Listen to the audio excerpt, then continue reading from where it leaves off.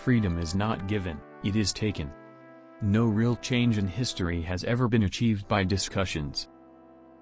The secret of political bargaining is to look more strong than what you really are. We should have but one desire today, the desire to die so that India may live, the desire to face a martyr's death, so that the path to freedom may be paved with the martyr's blood. Give me blood and I will give you freedom. It is only on the basis of undiluted nationalism and of perfect justice and impartiality that the Indian Army of Liberation can be built up. Forget not that the grossest crime is to compromise with injustice and wrong. Remember the eternal law, you must give, if you want to get. One individual may die for an idea, but that idea will, after his death, incarnate itself in 1,000 lives. When we stand, the Azad Hind Fawz has to be like a wall of granite. When we march, the Azad Hind Fawz has to be like a steamroller. Soldiers who always remain faithful to their nation, who are always prepared to sacrifice their lives, are invincible. It is our duty to pay for our liberty with our own blood. The freedom that we shall win through our sacrifice and exertions, we shall be able to preserve with our own strength. Reality is, after all, too big for our frail understanding to fully comprehend. Nevertheless, we have to build our life on the theory which contains the maximum truth. We cannot sit still because we cannot, or do not, know the absolute truth. India is calling, blood is calling to blood. Get up, we have no time to lose. Take up your arms.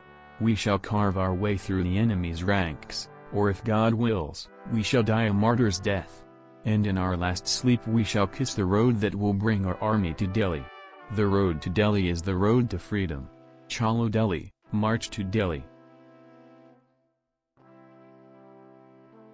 As soldiers, you will always have to cherish and live up to the three ideals of faithfulness, duty and sacrifice. Soldiers who always remain faithful to their nation, who are always prepared to sacrifice their lives, are invincible. If you, too, want to be invincible, engrave these three ideals in the innermost core of your hearts. At this unprecedented juncture in our history I have a word for you. Do not be disheartened by our temporary defeat, be cheerful and optimistic. Above all, never lose your faith in the destiny of India. There is no power on earth which can keep India in bondage. India will be free and, that too, soon. Jai Hind. Nationalism is inspired by the highest ideals of the human race, Satyam, the true, Shivam, the God, Sundaram, the beautiful. Nationalism in India has roused the creative faculties which for centuries had been lying dormant in our people.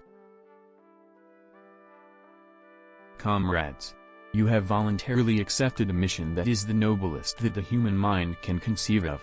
For the fulfillment of such a mission no sacrifice is too great, not even the sacrifice of one's life. You are today the custodians of India's national honor and the embodiment of India's hopes and aspirations.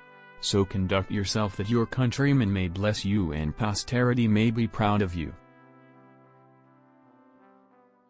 I have no doubt in my mind that our chief national problems relating to the eradication of poverty, illiteracy and disease and the scientific production and distribution can be tackled only along socialistic lines. The very first thing that our future national government will have to do is to set up a commission for drawing up a comprehensive plan for reconstruction.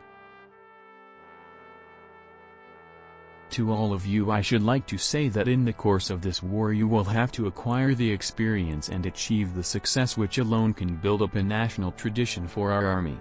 An army that has no tradition of courage, fearlessness and invincibility cannot hold its own in a struggle with a powerful enemy.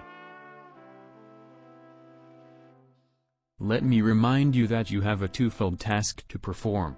With the force of arms and at the cost of your blood you will have to win liberty.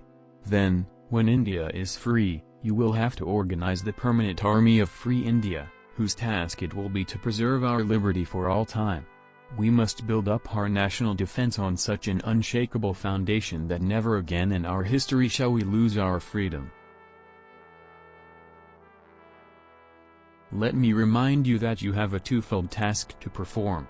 With the force of arms and at the cost of your blood you will have to win liberty. Then, when India is free, you will have to organize the permanent army of free India, whose task it will be to preserve our liberty for all time. We must build up our national defense on such an unshakable foundation that never again in our history shall we lose our freedom.